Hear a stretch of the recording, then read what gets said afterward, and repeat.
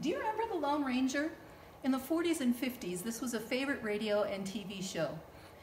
I loved watching it as a kid.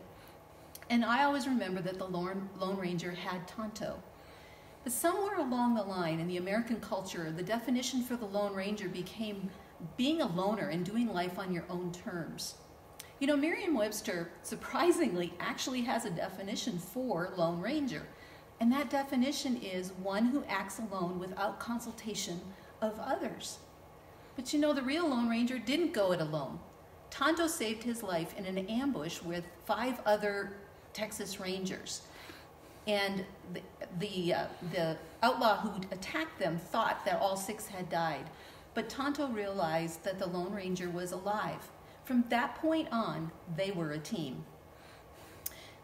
You know, as a coach, I meet a lot of people who are ambushed. In their addictive and wounded state, they believe that their addiction doesn't hurt anyone else. Really? That's a lie. And it's a negative interpretation of the Lone Ranger's story. The Lone Ranger wouldn't have survived without Tonto. Tonto nursed him back to health. But it's the same for you and me. Left alone in our addiction, we may not survive either.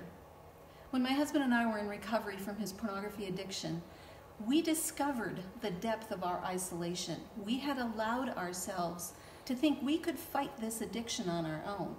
Well, that was an example of the harmful Lone Ranger mentality, and that isolation mindset fed the addiction. You know, the Bible tells us that we're not meant to live alone. We need community. We need others who will walk with us when we're in pain, when we're grieving. We need people who will rejoice with us over our victories and our wins. So I encourage you today to find your Tonto. Now in the process, when you tell your story, you might hit some negativity because not everyone is meant to be a Tonto. But if you continue to bravely reach out, you will find your Tonto. Now how do you leave that negative Lone Ranger mentality in the dust? Well, there are 6 ways that you can do that. I'm only going to share a few of them with you today. And the first one is you have to admit your addiction. The key to healing in any situation is to admit that you've got a problem. You can't do this on your own. The second one is to swallow your pride.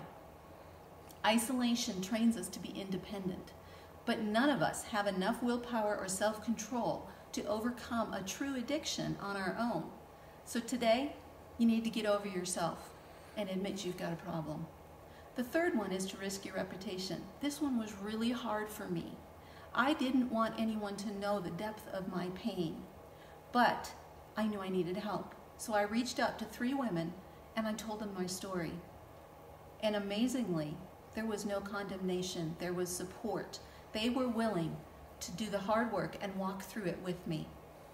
For the rest of these, go ahead and check out my blog at KirstenDSamuel.com. That's KirstenD as in Diane, Samuel, SAMUEL.com. So who's your Tonto? For me, one of mine is my coach.